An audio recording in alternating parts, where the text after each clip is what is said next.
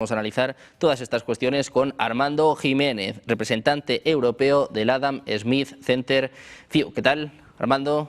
Muy buenas tardes. Encantado de estar con ustedes, como siempre. Encantados de tenerte por aquí. Como digo, bueno, pues con el mundo pendiente de lo que sucede en Oriente Medio. Se habla de 4 aviones que estarían acercándose. Se habla también, bueno, pues de estas amenazas de Trump, que ha hablado con Netanyahu, al parecer, en las últimas horas. ¿Cómo ves la situación en torno a Irán y cómo de posible ves un ataque este fin de semana? Yo lo veo poco probable.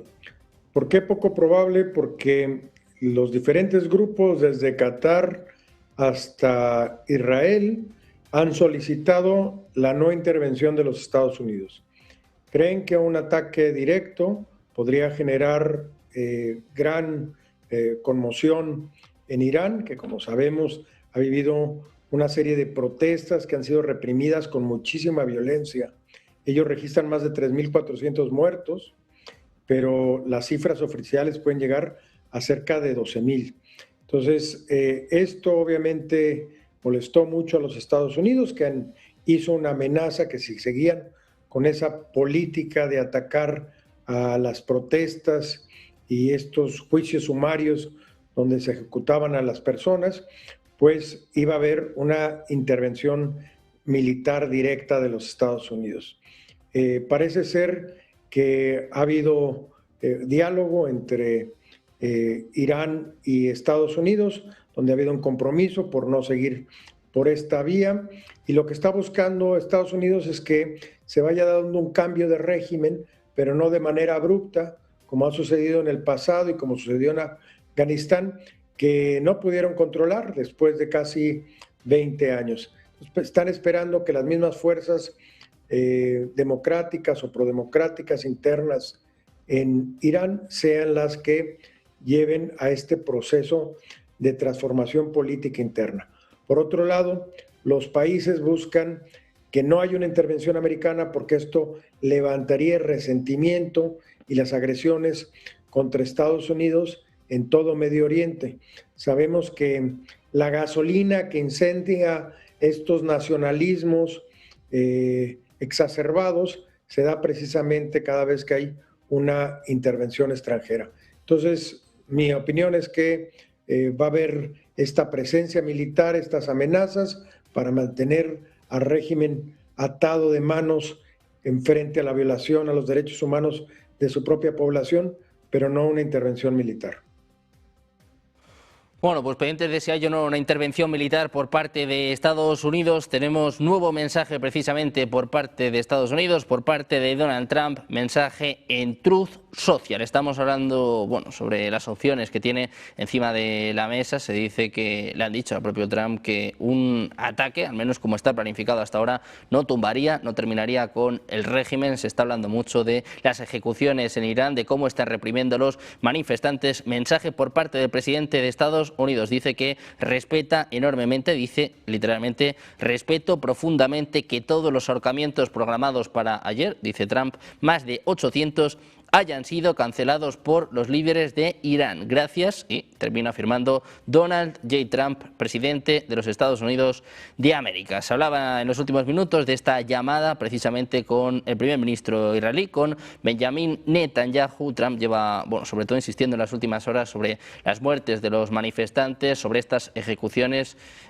¿Cómo interpretamos este mensaje, Armando? ¿Estamos abiertos? ¿Puede ser que esté más cerca una negociación o puede ser una maniobra de distracción también por parte de Trump?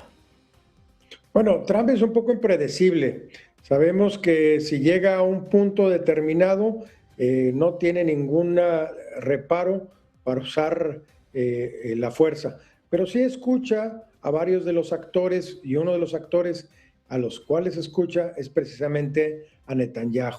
Y Netanyahu le ha manifestado, siendo el principal enemigo, tanto o más que los Estados Unidos de Irán, que no es un buen momento, que no es conveniente hacer un ataque que podría generar una gran distorsión en el régimen político y se podría perder totalmente el control político en ese país. Entonces, yo creo y confío, además, varios de Arabia Saudita, Qatar, que son también muy influyentes y le hablan al oído a Trump, se han manifestado por guardar prudencia. Ya se consiguió el objetivo principal, que era parar estas ejecuciones que se estaban dando por miles y estos asesinatos en la vía pública. Entonces, creo que las aguas se están calmando y se va a llegar a una concertación donde no haya una intervención directa de los Estados Unidos. Bueno, pues con el mundo pendiente de Oriente Medio, pendiente sobre todo de lo que pueda pasar con Irán, la mirada está puesta también en la OTAN, está puesta en Groenlandia. Está diciendo ahora mismo el presidente de Estados Unidos: estamos hablando con la OTAN sobre Groenlandia. Hoy amenazaba una vez más con aranceles. Hemos visto, les contábamos, ¿no?, hace escasos minutos, estas mofas de nuevo acerca del presidente francés Emmanuel Macron. ¿Cómo ves todo lo que está pasando con Groenlandia y sobre todo en qué lugar está dejando a la OTAN?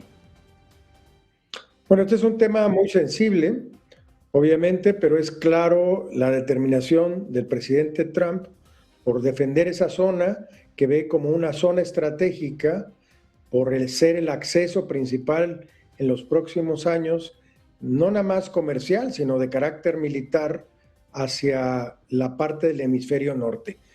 Quedó claramente establecido en la Estrategia Nacional de Seguridad que el hemisferio norte es la prioridad número uno, y que conlinda precisamente con el mar del norte, con toda esa zona de acceso por barco cuando llegue el deshielo, tanto de China como de Rusia, pues representa un flanco abierto. Y las capacidades para defenderla pues son inequívocas. Recordemos que el número de soldados que tiene Dinamarca, el total, son 17,000. O sea, es insignificante totalmente. La población de Groenlandia son nada más 55,000 personas y la base militar norteamericana es el único obstáculo que tienen potenciales fuerzas invasoras en esa zona. Yo creo que este tema no va a ser tan fácilmente negociable. Las declaraciones de Macron no ayudan.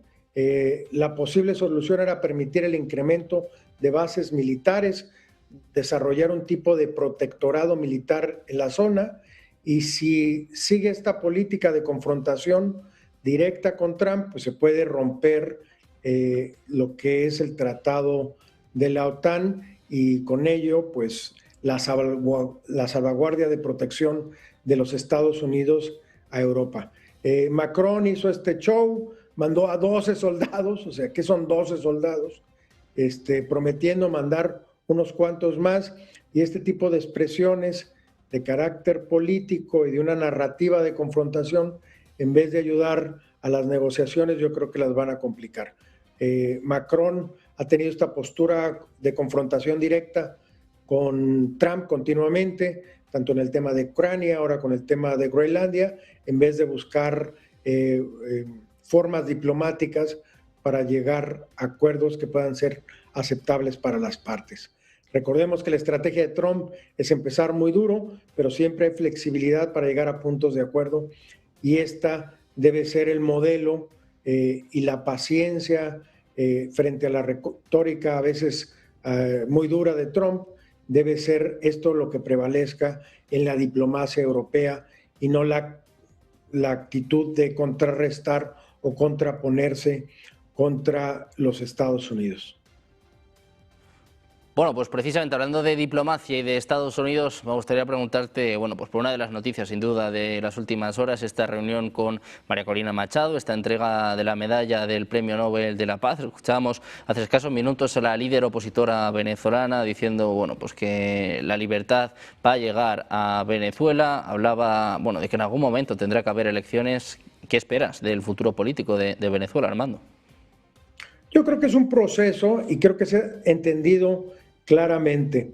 No podía haber este vacío de poder cuando el poder legislativo, el judicial, los militares, las policías secretas las siguen controlando los grupos chavistas o vinculados a Maduro.